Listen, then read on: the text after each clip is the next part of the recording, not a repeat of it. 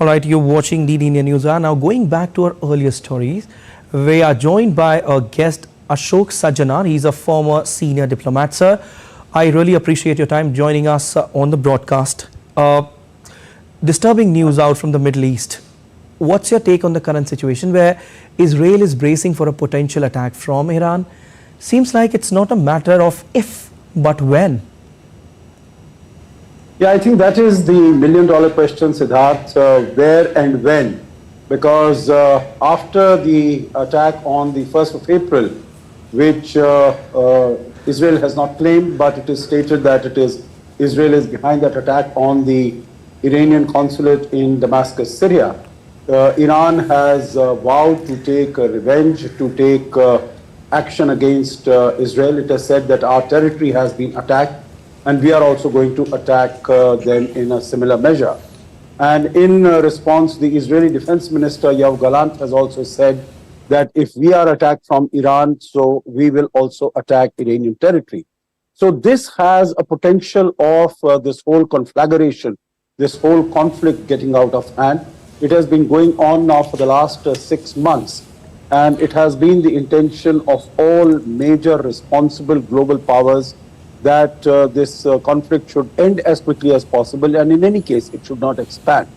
And 2 days ago, on the South Lawns of the White House, President Joe Biden, while welcoming the Japanese Prime Minister Fumio Kishida, he said that the United States' commitment for the security of Israel is ironclad. So this is basically sending out a very strong message to Iran that it should not contemplate, it should not think of attacking Israel directly, because in that case, it is going to come in direct conflict with the United States also.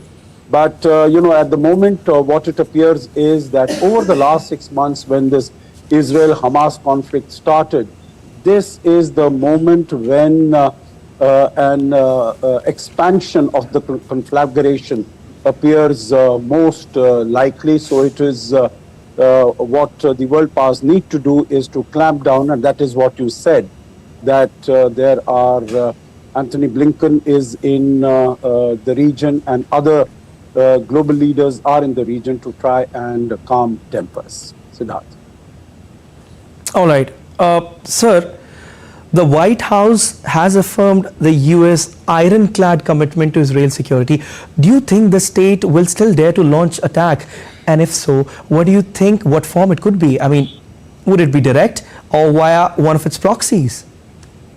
Yeah, that is what it appears. Iranian proxies have been, of course, active in the region in more ways than one. Hamas, it is very well known, is an Iranian proxy.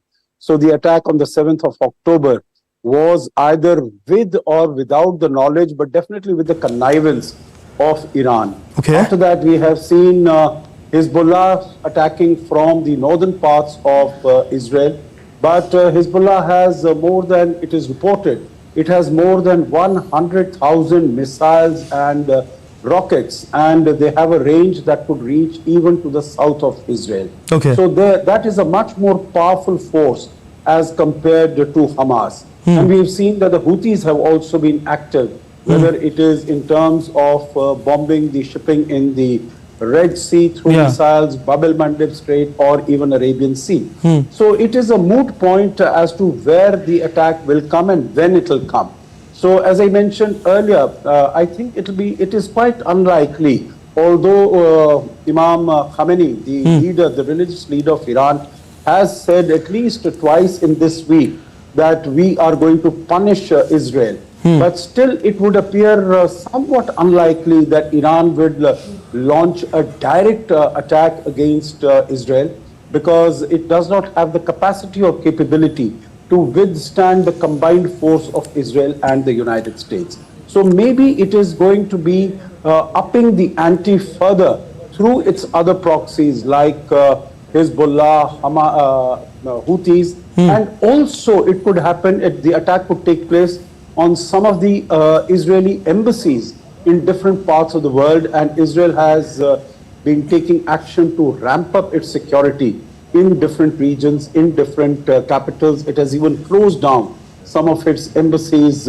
so that they don't come under fire from Israeli proxies or Israeli actions. Okay, Mr. Sajunar, Iran has signaled to Washington that it will not act impulsively in response to Israel's attack. What do you make out of this statement? What do you make out of this particular statement by Iran?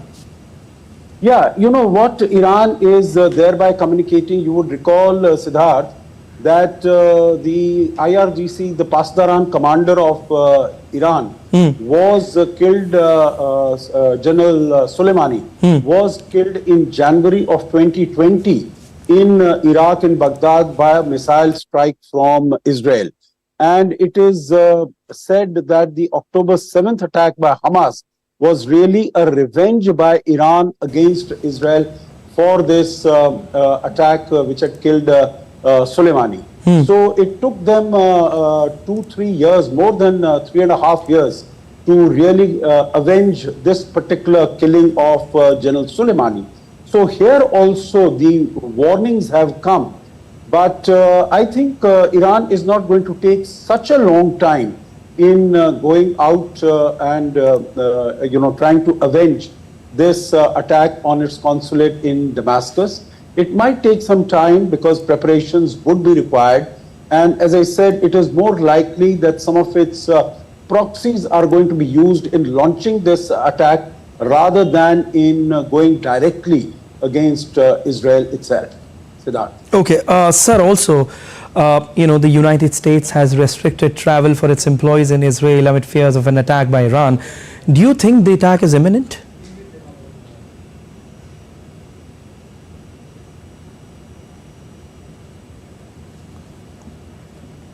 All right, we are trying to reconnect